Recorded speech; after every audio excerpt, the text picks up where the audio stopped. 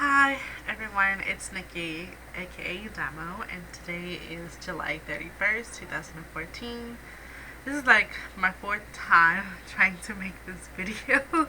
It's just like it's never right or perfect. I don't know, so I think this is going to be it.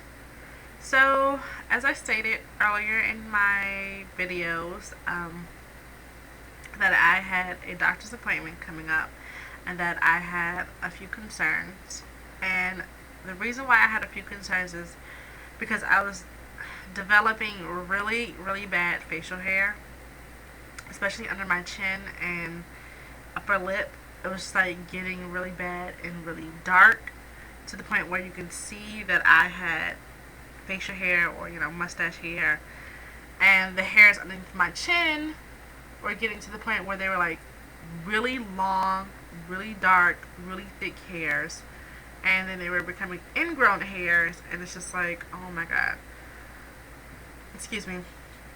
I can't believe this is happening. And I would have to wax it and tweeze like almost every day. I would have to tweeze almost every single day. And tweezing is just like really bad.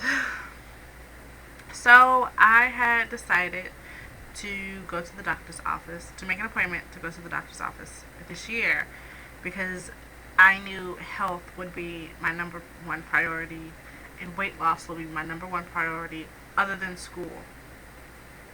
And that I was no longer going to throw it off because I want to be healthy later on in the future. I want to be healthy enough to have children. I want to be healthy enough to get married and do, all the wonderful things that I want to do in life. So I made a doctor's appointment and it was today, and I went, and it went pretty well. I had some good news and not so good news, and the good news was like I did think that I had a hormone imbalance issue, and it was confirmed today. I did have a hormone imbalance issue. I wasn't making enough estrogen in my body, which was causing the excessive hair growth, especially on my face. So I'm happy I went to figure that out so I can get that fixed and taken care of, so that I won't have one. I don't want to have any infertility issues because I don't make enough hormones, and two, what woman wants to walk around with a face full of hair that should not be there? So I'm glad I went today. And then on top of that, today I found out that I have a small uterine fibroid, which I'm not too excited about. This thing is just like causing so much. It's not really stress. It's just unnecessary things that have to be unnecessary measures that have to be taken. Now, it's not really big or causing too many issues. The only thing that I did notice was that my periods were starting to change. So, it wasn't too bad. So, today, like I said, I found out that I had a small uterine fibroid. So, I had to have two different pelvic exams, which was just terrible. And then on top of that, I had to have, an ultrasound, which is not bad. It's just to view the uterus and make sure things are okay, and to check my fallopian tubes, and everything's pretty much fine. It's just that little one small fibroid, which is killing me. I've just been so bad today because I should have came home after the doctor's appointment and rested when the doctor told me. Instead, I decided to go grocery shopping, and I had to do errands for my mom. Then I had to do errands for school, and now I'm just like cramping worse than what I should be. The doctor did tell me that to go home and go rest, and that you will experience some cramping or some spotting today. And instead of resting, making sure my body rests, I decided to be an idiot and get things done. And now I'm just paying the consequences for them. So I'm hoping my mitol kicks in really, really soon.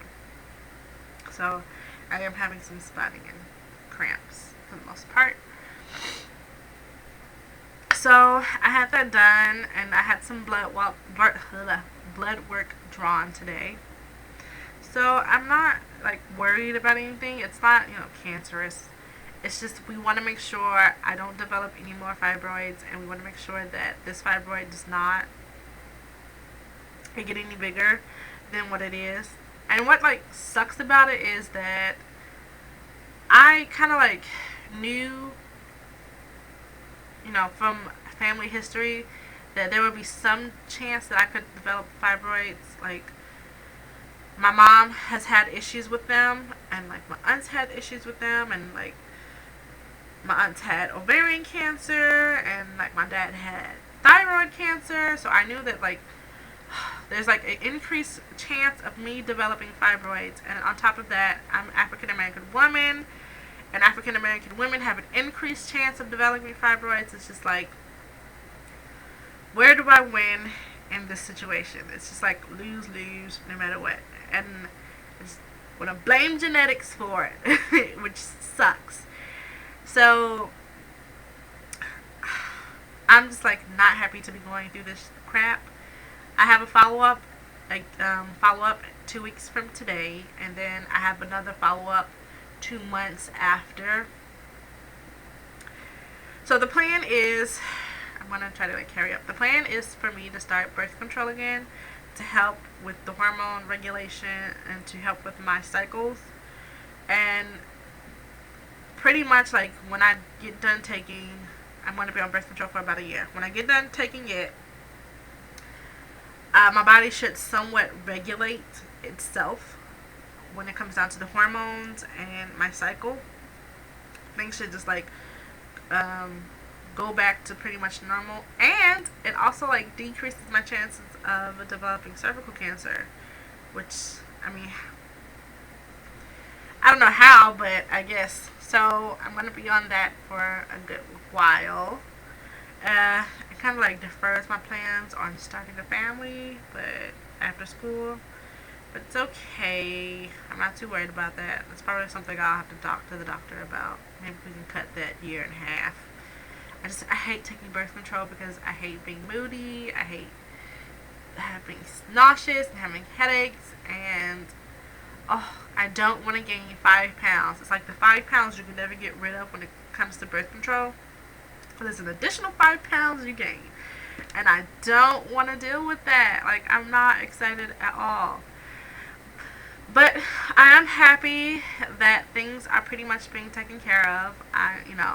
We caught things early, and that we're just going to wait and see what happens. And I have all my follow-up appointments pretty much planned out. And I'm, pretty optimistic about it. I'm not worried.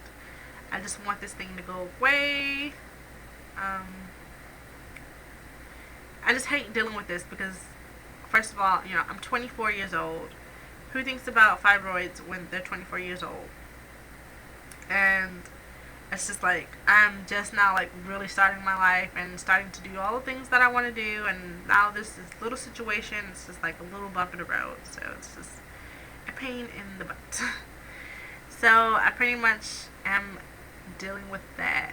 And I know it's kind of like weird that I talk about like personal issues, but like I really don't have any borders when it comes down to talking about things, because one, I'm a nurse and I can't have borders, and you have to be open and honest about everything.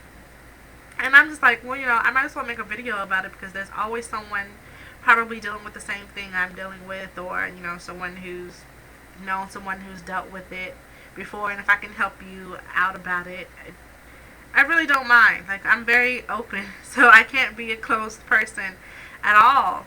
And it's kind of hard because I don't know how to be a closed person. I don't know how to be a closed person anymore. I'm just like so into that nursing mentality where I have to be honest about everything. And I'm not shy to talk about things at all, especially like personal things. I'm a woman. I'd rather talk about it than people not talk about it at all. And that's how I view things, pretty much. And I just really want to stress that as women, we need to go to the doctor. We really do. We put everyone else before ourselves, and we make sure that they're taken care of first before we are. And we tend to forget that we as ourselves have to go to the doctor. I mean, I am guilty of doing it. Like, especially as a nurse or as a girlfriend, as a daughter, I'm always stressing to other people about how important it is to go to the doctor, and I don't go myself. And I tend to put everything else before me. I always put myself last. I mean, there have been countless days where I have, like, argued with my mom about going to the doctor because she can be stubborn sometimes, and she'll make excuses about going, and I have to yell at her about going, or I have to yell to Brandon about going to the doctor. And as a man, it's just like they have to be macho and they have to be tough, and it's just like, no, you have to take care of your health. I want you here with me as long as possible, and your health has to be taken care of. So we really, really need to go on and make doctor's appointments and not be scared to go to the doctor. Like, I stress that women, go get your mammograms, go get your pap smears, ask tons of questions. Like, that is one of the hardest things for patients to do, or people to do, when they see the doctor. Like, we always ask, do you have any questions? And 9 times out of 10, I always get a no. And I have to sometimes make sure that they don't have any questions. So don't be scared to ask a question. No question is a dumb question, especially when it concerns health. Not everybody is in the health field. Not everyone knows about how the body works. So ask questions. Don't be scared. Like, even if the doctor is rude, say, hey, I'm concerned about my health, and you're being paid either out of pocket or by insurance to answer whatever questions I have, and that's what you need to do. So don't be scared to be assertive when it comes to your health. If anything, I encourage women, or encourage people in general, to be assertive, because if you aren't, you clearly don't know what's going on. And people tend to have issues because they have a lack of knowledge. And that's one of the hugest things we face, is that there's a lack of knowledge when it comes down to healthcare.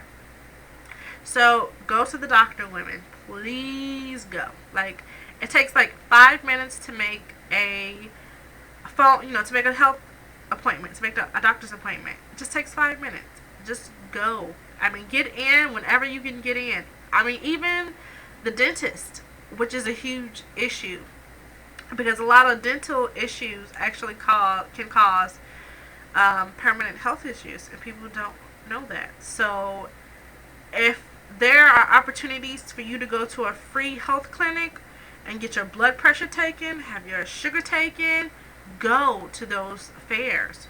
Go to Walgreens, or go to Walmart, or hey, ask the community groups, when are their health fairs. I just encourage everyone to go, because you never know. There are so many people that walk around with underlying illnesses, and they don't know because, one, they're either not experiencing symptoms, or two, they're experiencing symptoms and treating them with over-the-counter medications when they shouldn't. So, or herbal remedies. So I encourage people to go to the doctor, especially women. We put ourselves last, and we experience health issues differently, especially heart attacks, which is a huge silent killer. So please go. I just stress that everyone try to do the best that you can do when it comes down to your health. Try to eat healthy. Try to keep regular appointments. Take your daily vitamins. Make sure you're getting all your dairy in that you need, especially as women, because osteoporosis and arthritis is a pain in the ass, and I see it every day. Like, I see it all the time. I have patients that deal with it, and it's something that's very hurt that hurts. It's not fun to live with, and it's something that can be treated or can be maintained and taken care of if you just do simple things. So I encourage, women, and not just women, but everyone, to go and make a doctor's appointment. So, that's pretty much it. As I stated before, I am gonna have like my 5 favorites posted. I was supposed to do a grocery haul today, but like I'm very sore and it's really not good for me to stand up right now and videotape things, so I'll probably do it sometime later this weekend. I bought some new stuff that I'd like to try too this week, so we'll see. In the meantime, I wish everybody the best of luck. I hope you guys are doing well on your weight loss journey. I can't wait to see videos posted this week. I'm proud of everybody. So in the meantime, bye you guys.